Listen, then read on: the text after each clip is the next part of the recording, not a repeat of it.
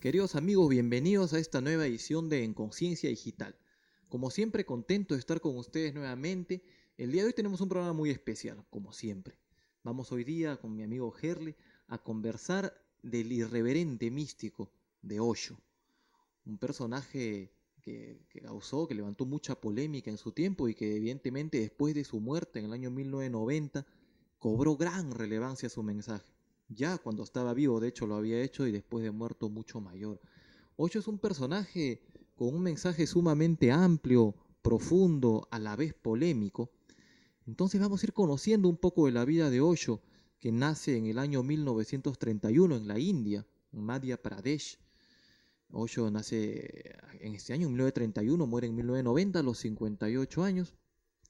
Tiene una infancia peculiar en el sentido que crece con sus abuelos maternos. Se sabe que particularmente su abuela le dio una crianza sumamente libre, es decir, la educación, restricciones totalmente a criterio de él durante sus primeros 7 años hasta que su abuelo muere. De hecho, esto tiene una gran influencia en lo que luego sería su pensamiento, su filosofía, la escuela que creó. Lidera un movimiento llamado el movimiento Rajneesh, que se llamó en su momento. Y hoy día está el Osho International Resort, que recibe miles de personas de Occidente y Oriente allá en Pune, en la India. Es un personaje sumamente especial, ¿sí? Así es, amigo. Estamos encantados efectivamente con Gary de referirnos a Osho. Osho es, como ya Gary ha hecho una primera reseña de él, es un maestro espiritual. Es una de las personas más preclaras que nos ha dado el siglo pasado. Es alguien que ha logrado hacer una fusión no solo de Oriente y Occidente, sino una fusión de todos los tiempos. Y no solo de la sabiduría o el conocimiento de todos los tiempos, sino también de las prácticas. Es una síntesis de muchas cosas, diríamos por tanto, si es que queremos asemejar con algo que es un verdadero diamante, ¿no? Es alguien a quien se le puede ver de distintas maneras, y de hecho tiene mucha gente que lo sigue. Igualmente hay mucha gente que no solo no lo sigue, sino que lo rechazan, como todo maestro que realmente cambia la situación, cambia el statu quo, cambia el sistema. Entonces, ¿qué te parece, amigo, si lo presentamos para que podamos seguir hablando de él?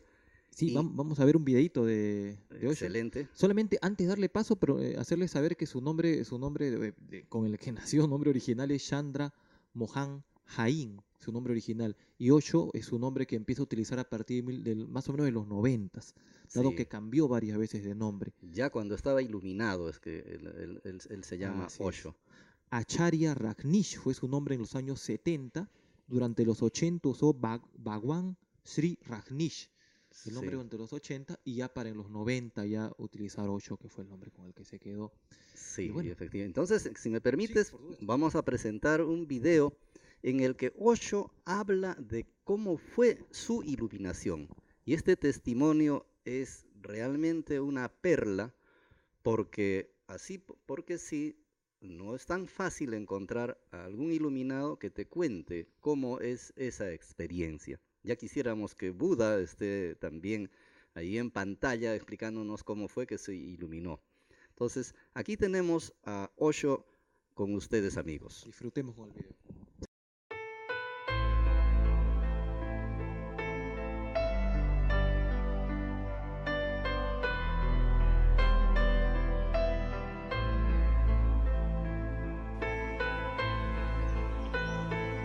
I am reminded of the fateful day of 21st March 1953. For many lives I have been working upon myself, struggling, doing whatsoever can be done, and nothing was happening. Now I understand why nothing was happening. The very effort was the barrier. The very ladder was preventing. The very urge to seek was the obstacle. Not that one can reach without seeking. Seeking is needed.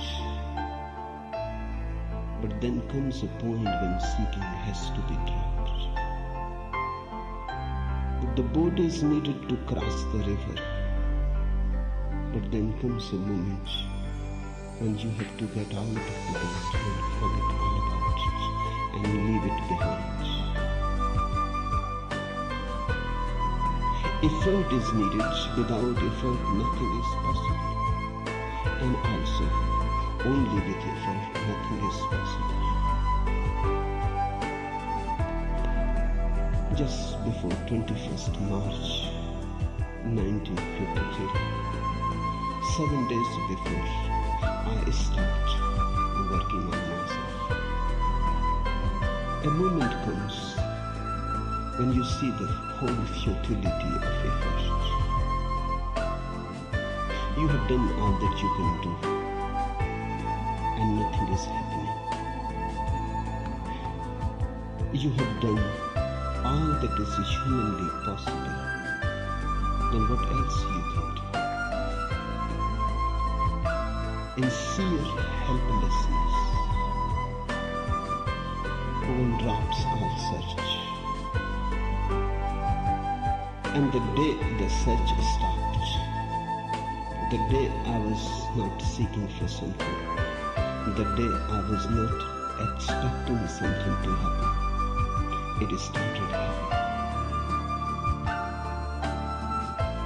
A new energy arose out of nowhere. It was not coming from any source. It was coming from nowhere and everywhere. It was in the trees and in the rocks and the sky and the sun and the air. It was everywhere. And I was seeking so hard. And I was thinking it is very far away. And it was so near and so close. Just because I was seeking, I had become incapable to see the near. Seeking is always for the far. Seeking is always for the distant. And it was not distant. I had become far-sighted. I had lost the near-sightedness. The eyes has become focused on the far away, at the horizon, and they have lost the quality to see that which is just close, surrounding you. The day effort ceased, I also ceased, because you cannot exist without effort, and you cannot exist without desire. And you cannot exist without striving. The phenomenon of the ego, of the self, is not a thing. It is a process. It is not a substance sitting there inside you. You have to create it each moment. It is like paddling a bicycle. If you paddle, it goes on. If you don't paddle, it stops. It may go a little because of the past momentum. But the moment you stop paddling, in fact, the bicycle starts stopping. It has no more energy, no more power to go anywhere. It is going to fall and collapse. The ego exists because we go on battling desire.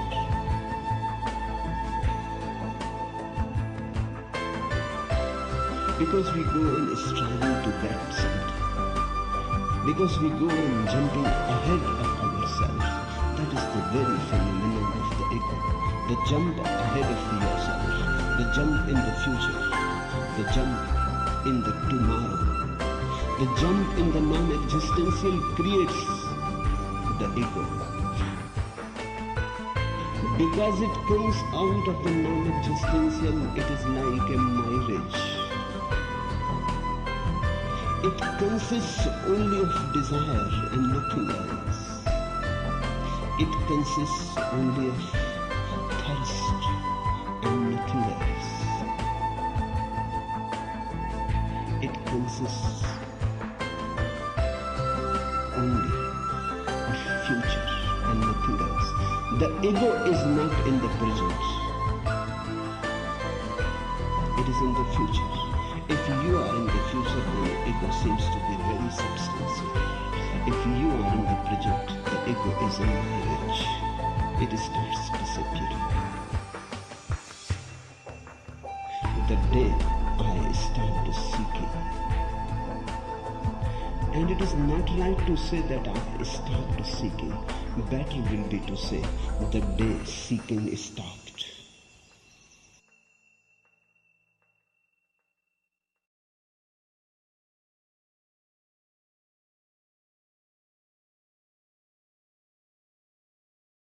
Entonces hemos visto a Osho y escuchado el testimonio de cómo fue que se iluminó.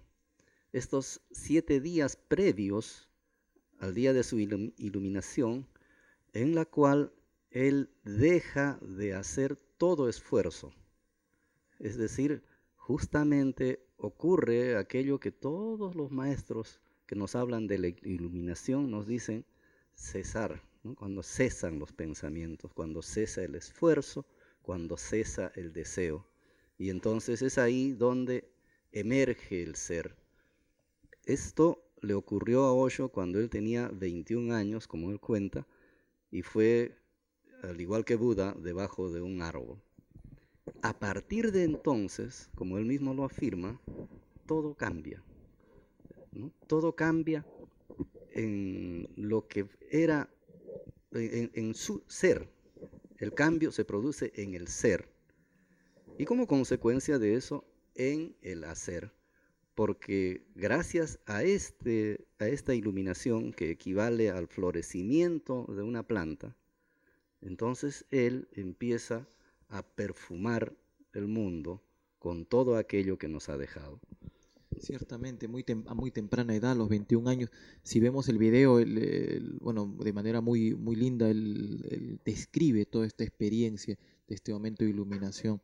Él dice: después de muchas vidas trabajando en mí mismo, buscando, y esos 21 años también había sido una búsqueda profunda de él, buscando algo, buscando quizás la iluminación, el progreso, el superarme a mí mismo, el desarrollo. Él cuenta que esa última semana se da cuando él justamente suelta esta búsqueda por algo en el futuro, por algún momento, algo que ocurriera después. Y en este soltar, en este dejar esto me hace recordar muchísimo al mensaje de este maestro Genpo Roshi, de quien vamos a hablar en alguna edición posterior, que habla de esta dimensión nuestra, esta voz, como le llama él, que es la que está buscando siempre, ¿no? El que busca en el futuro, el que busca que ocurra algo.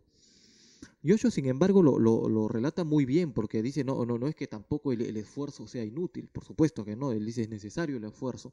Pero también habla de la otra parte, de ese otro momento, donde el esfuerzo es esta acción orientada hacia un resultado que está más allá, que está en el futuro. Y él nos relata que su iluminación, este florecer, como bien has mencionado tú, surge y se da de manera natural cuando él deja de perseguir algo allá afuera, allá en el futuro, allá después, y estando totalmente anclado en el presente, sencillamente esto ocurre, se da. Él habla incluso de una frustración: oye, está en el mismo lugar, no pasaba nada, ya esto de que, oye, haciendo tantas prácticas y cosas, se refiere incluso al término de la impotencia: oye, estoy en el mismo sitio, ¿no? Suelto este afán, este esfuerzo, y surge y florece inmediatamente esto de la iluminación de Osho. Sí, Tu mención a Genpo me hace recordar aquello que en algunos otros momentos también te comenté, Gary, cuando Genpo a mí me dijo, hasta ahora tú has hecho que las cosas ocurran. Ahora simplemente vas a hacer algo diferente, lo opuesto. Deja que las cosas ocurran. Y esa es otra voz. Inicialmente yo pensé que debería sustituir el hacer que las cosas ocurran por el dejar que las cosas ocurran. Después ya me di cuenta de eso que dice Osho precisamente, ¿no? Son ambas cosas, ambas tienen su momento, parecen contradictorias y precisamente es Osho un maestro que explica tan claramente esto de que la vida es una paradoja, que es una contradicción. Ahí quiero permitir recordar algo que ocurrió con Osho cuando él estaba frente a periodistas. Había un periodista, creo que inglés, muy hábil, muy preparado, se fue con unas citas y le dijo, oiga, señor Osho, usted en tal oportunidad dijo tal cosa, tal otra oportunidad, tal otra cosa, y así él fue citándole, y luego le saca las otras citas, y en tal otra ocasión usted dijo exactamente lo contrario, y en tal otra ocasión usted dijo exactamente lo contrario. Entonces, ¿qué me puede decir de eso? Usted es una contradicción. Y Osho, con una sonrisa de esa que tenía, de plenitud, ¿no? Le dijo, sí, efectivamente, es una contradicción. Yo soy una contradicción, yo soy una paradoja y estoy muy feliz de serlo porque la vida es una paradoja, la vida es una contradicción y yo estoy muy feliz de ser como mi madre, la vida. Entonces, Osho tenía de esto, ¿no? Sí, tenía de esto, efectivamente. Encontramos en su enorme producción que se encuentra, si bien es cierto, escribió muy poquito, ¿no? Hay Dice una que solo 3 libros. Solo 3 libros. Sin embargo, la cantidad de obras que hay, que se dice que llega hasta 650, es impresionante. Evidentemente, transcripciones de muchas de las conferencias que daba en este ashram que él funda en el año 1980, más o menos, 1974 para ser exacto, en Pune o Pune, como le llaman esta ashram, donde se empieza a mover todo un movimiento enorme, empiezan a llegar muchos occidentales ahí en ese año, allá en la India, un local muy grande, dice que era un área de terreno enorme, también que llega por casi como una especie de donación de una de las primeras discípulas de Osho, Sí. que su esposo me parece que tiene disponibilidad este terreno, y empieza a llegar mucha gente acá. El mensaje de Osho se empieza a ser conocido ahí. De hecho, antes de fundar esta comunidad en Pune, él ya empezaba a hablar en público. Ya. Se dice que un evento justo de los jainistas, que era la religión propia de sus padres, Exacto. él empieza a hablar y su mensaje empieza de alguna manera a llegar a la gente. Un mensaje siempre, inicialmente iba muy en contra de Gandhi, era un crítico de Gandhi muy duro. Muy acerbo, muy acerbo. Muy Yo lo he leído y sí. desde cuando yo leía a Osho cambiaron muchas perspectivas que yo tenía acerca de Gandhi. Pero bueno, continúa. Le daba duro a Gandhi, sí. Sí, en sus inicios habló mucho en crítica con respecto del socialismo también. Sí, Criticaba mucho el socialismo, sí. le daba duro al socialismo. Y no solo al socialismo y a Gandhi, sino también a todas las religiones institucionalizadas, incluido el hinduismo. Incluido el hinduismo, sí, y al catolicismo, al mismo Jesucristo. En las citas estas que te decía, una de ellas era hablando de Jesús, ¿no? Porque realmente creo que muy pocas personas han escrito paralelamente tan hermosamente, tan lindo de alguien como Jesús y a la vez con una crítica pero tan acerba también, ¿no? Así es, lo que tú mencionas, justamente mensajes que pudieran parecer incoherentes y que en varias ocasiones en entrevistas la gente, oye señor, pero usted la vez pasada me dijo lo contrario. Sí. Yo recuerdo una entrevista donde él le responde, no sé si es al periodista o a alguien del público, le dice, bueno, pero oye, deja de mirarme a mí, fíjate en ti, yo te digo A y me crees, después te digo lo contrario y también me crees, o sea, fíjate en ti. Cierto. Entonces, cierto. Ahí creo que fue en eso o fue en alguna otra ocasión en la cual él dijo, yo no soy un maestro, yo solo soy un provocador, ¿no? Para que justamente vean, yo estoy queriendo que tú veas qué ocurre dentro de ti cuando te digo estas cosas que te digo. Pero no es para que me creas, no es para que me sigas, no es para que hagamos una religión entre nosotros. De hecho, él ha sido un provocador constantemente. Fue en la India cuando su mensaje se empieza a ser conocido, antes incluso de que funden el ashram en Pune, lo comienzan a conocer como el gurú del sexo. Porque así, en India lo empiezan a conocer así, se empieza a ser conocido, no solo en India, ya, sino a nivel internacional, porque hablaba mucho del tema de la sexualidad, lo hablaba de manera muy abierta, con cero tabús y temas ahí en medio de ello, ¿no? Y con enorme crítica, Ujú. porque él critica justamente aquello que para los occidentales pues es nuestro talismán, ¿no? Es decir, es la joya de la corona que es la familia. Ah, también Y hablaba. él critica el matrimonio, la forma como crecemos dentro del matrimonio, en las familias, etcétera, y él dice el resultado que tenemos, que no es absolutamente nada de lo cual podamos sentirnos orgullosos, es precisamente porque tenemos ese tipo de uniones que son acomodaticias, por interés, por miedo, etcétera, etcétera, y por tanto los niños crecen en ese ambiente y por tanto el resultado que tenemos como sociedad es esta sociedad nefasta. Y él propuso en su momento algunas cosas diferentes y en base a estas sus propuestas en distintos lugares se hicieron lo que se denominaron las comunas, Las comunas. ¿no? Y producto de lo cual han salido varias generaciones de niños, etcétera. O sea, una nueva experiencia muy criticada, eso sí, y probablemente con muy poco bueno que poder exponer.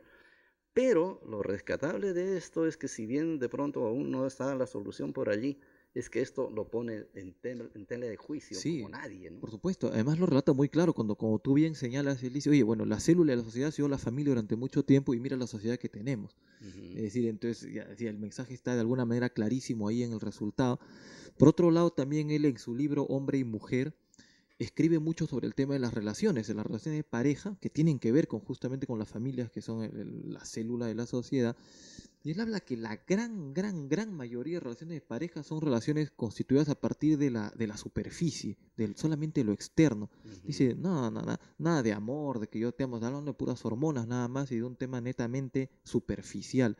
Ni Sí, él ni ella tienen contacto con su esencia ni con conexión con su conciencia y en consecuencia esta relación es una relación solamente de periferias, una relación de exacto. afuera, de parte de afuera, que para lo que él escribe pues no va a generar nada que sea finalmente productivo, provechoso para ambos, más bien va a generar esa típica relación que vemos día a día, Exacto. tormentosa, donde tantas dificultades entre las parejas, tanto celos, posesión y todas estas cosas de acá, las dificultades propias de las relaciones de pareja que Ujú. vemos en el día a día y que él alude que tienen muchísimo que ver con el hecho de que el grueso de las relaciones solamente se construyen desde la periferia de las personas, sin que Ujú. ninguno de los dos tenga conocimiento de su ser interior y en consecuencia no se pueda dar una conexión entre almas o entre esencias, ¿no? Exacto, porque si se construye a partir de la periferia, el resultado es que los hijos van a terminar siendo también solo periféricos. Si queremos tener una nueva sociedad en la cual nazcan y crezcan masivamente seres iluminados, él dice, necesitamos cambiar totalmente esto. Porque allí cuando estamos ubicados en la periferia, en el miedo, ¿no? Él destaca mucho esto del miedo, es que no podemos ver la vida con plenitud, con algarabía, con alegría, con gozo, ¿no? Estamos siempre condicionados a la tristeza, a los apegos, etcétera, etcétera. Entonces, él es precisamente es en base a esto que él dice que nosotros tenemos la capacidad innata del disfrute y que eso es lo que tendríamos que cultivar, ¿no?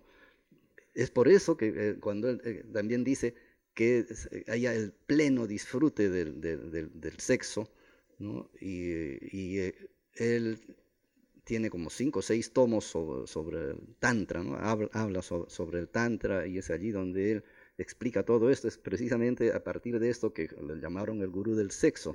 Aunque él en realidad no se refería al sexo como tal, ¿no? En realidad se está refiriendo a algo más profundo, ¿no? A hacer de la sexualidad una herramienta, un instrumento, como lo dice el Tantra, ¿no? Que ayude, que promueva la iluminación de los seres humanos. Así es. Sí, y recuerdo que en ese mismo libro habla también de efectivamente este encuentro entre dos personas y habla que este contacto íntimo podría llegar a ser una meditación, es decir, un contacto no desde solamente lo externo, sino desde una conexión más profunda, interior, más profunda de ambas personas y llegar a ser efectivamente un puente hacia ese despertar, hacia ese florecimiento o iluminación. Sí. Vamos como haciendo una cronología de la interesantísima vida de Osho, Claro que sí. ya que en el año, más o menos a los 39 años, en el año 1970, él empieza ya a iniciar discípulos. Se llamaron neo-sannyasis. Sí, los Neo-sannyasis. claro, neo, porque él introduce, ¿no? El sannyasin es un término allí que usan en la India para decir los discípulos, o sea, los nuevos discípulos sería, ¿no? Sí, sí, sí, sí, los nuevos discípulos. Ya desde el 70 empieza a iniciar a estos discípulos. 4 años después se funda el ashram allá en Pune, en la India.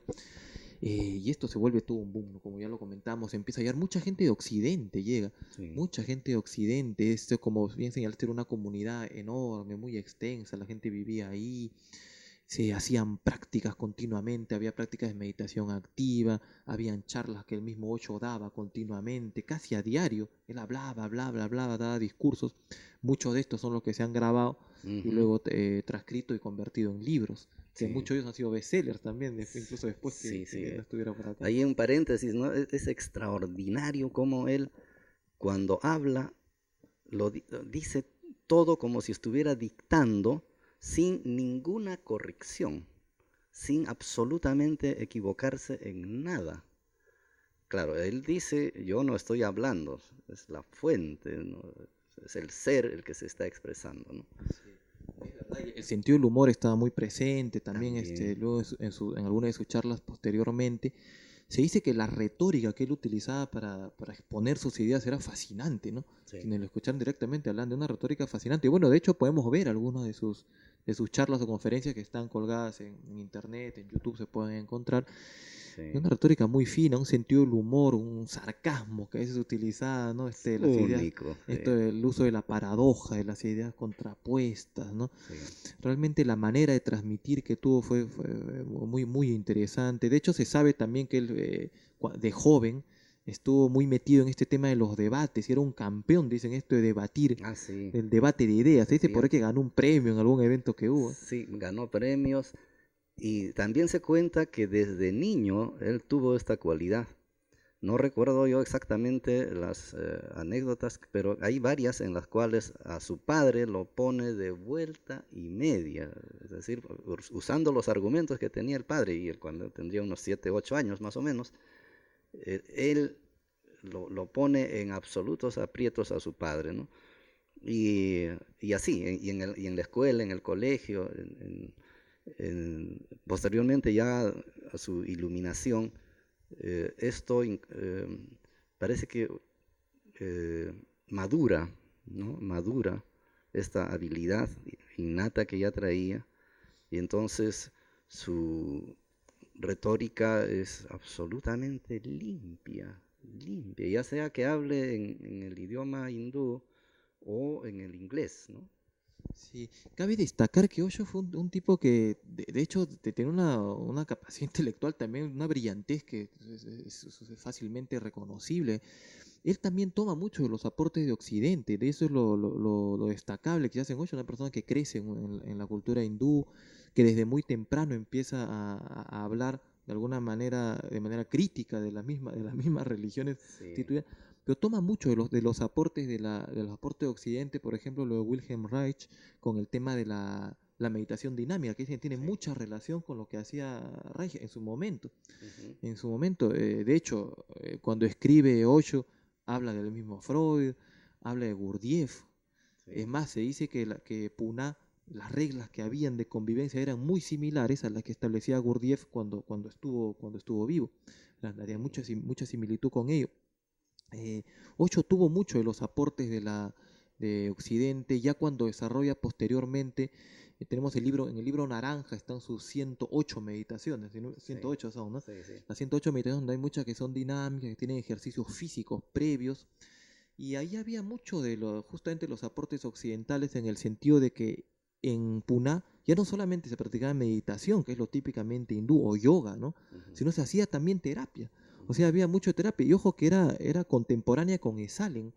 Esalen es esta comunidad de potencial humano donde había mucho Gestalt y muchas de las psicoterapias que estaban ahí. En Puna pasaba mucho esto también. Había muchas terapias, había muchos terapeutas de aquel entonces que llegaron por ahí y se incorporaron muchas de estas terapias. Yo recuerdo en su libro Salir de la prisión de la mente, muy interesante también este libro de Osho, él relata ya este método final que él logra desarrollar, que era una compilación en un inicio de las terapias, mucho de la Gestalt la había metido acá, lo cita Fritz Perls incluso en este libro acá, pero él decía, ok, la terapia acá no apunta a despertar a la persona, no apunta a ser un ser humano mejor, no, solamente vamos a limpiar el espacio previo, o sea, todo eso que ha sido contaminado por efecto de la sociedad, que él decía, esta sociedad normal, entre comillas, él creía que era todo lo opuesto, decía, más confío en las personas que están dentro de un manicomio que los que están afuera, los locos que están afuera que los que están...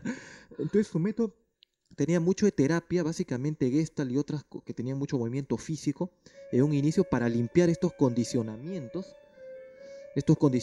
que estaban ahí, para luego entrar al espacio meditativo, donde él decía ya, este espacio meditativo sí es recién para empezar ese camino hacia el interior, ese camino hacia la profundidad real del ser, para tomar contacto, conexión con ella, y que empiece este florecer del que él hablaba, la iluminación como un florecer, como un despertar. Sí, sí, efectivamente es así, Gary. Yo tuve ocasión de practicar muchas de estas técnicas, creo que son 112, algo así, no recuerdo tampoco, pero hice varias decenas de estas prácticas meditativas, muchas de ellas precisamente más en el lado de la terapia, como bien tú lo estás mencionando, ¿no? Y que en efecto es sumamente necesario para luego entrar en una meditación, ¿no?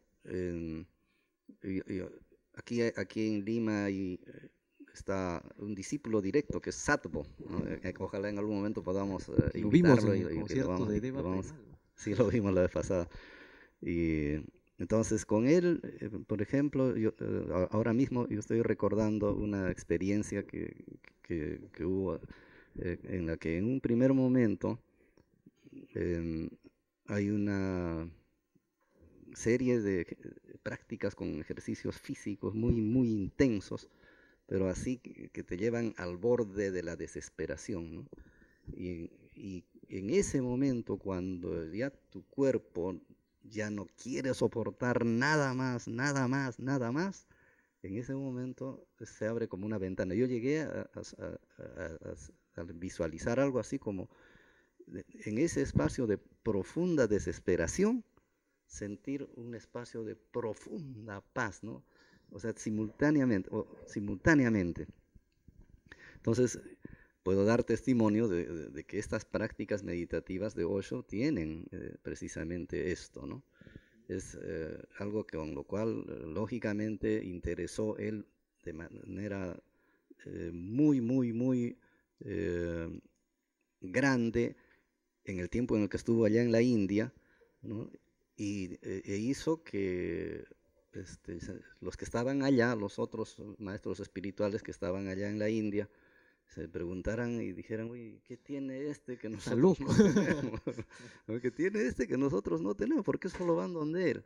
Y es que él tiene esa habilidad, esa sabiduría, más que habilidad, de incorporar todas estas vertientes de Occidente, ¿no? Y aplicarlas, ¿no? Dice que hubo un tiempo en el que él leía entre 7 a 10 libros diarios. Increíble. Y otra vez yo también en otra conferencia le escuché también decir que cuando le preguntaban qué hacía, yo la mayor parte del tiempo, unas 14 a 16 horas del día, duermo. Sí. Ya cuando me despierto vengo a dar una charla. Sí. Es decir, cuando acabo de despertarme para dar esta charla.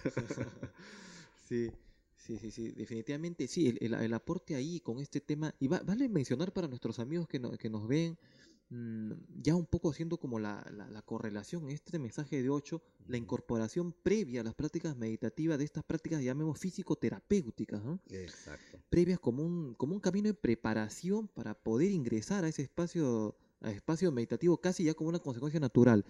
Sí, Nuevamente me trae a mí a la memoria el modelo otra vez de Genpo Roshi, que tiene también una práctica, digamos, terapéutica de trabajo casi de polaridades o de voces previo para luego abrir el espacio a la meditación.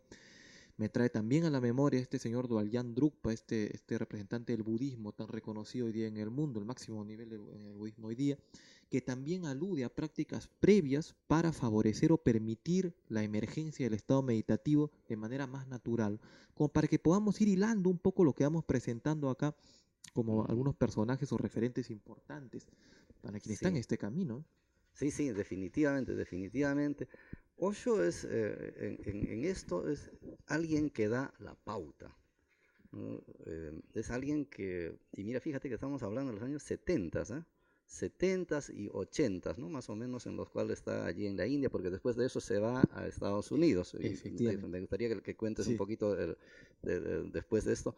Eh, Él da la pauta de estas terapias y a la vez este gran aporte de Oriente que es la meditación, ¿no? Porque cuando no están las dos cosas juntas, cuando solo está la meditación, ocurre lo que Osho decía, ¿no? Te puedes pasar 100 vidas y más meditando y no vas a haber avanzado nada porque no has resuelto los conflictos internos que tú estás trayendo en tu alma, ¿no? Cosa que Ken Wilber suscribe también, ¿ah? Sí, De quien hablamos justamente en la edición anterior, el llamado Einstein de la conciencia, este señor Ken Wilber también alude a este tema acá. No se sí, resuelven los temas psicológicos por meditar, sino esto es un módulo aparte que requiere su propio trabajo. sí, Osho lo ha trabajado como un trabajo previo para abrir el camino a la meditación.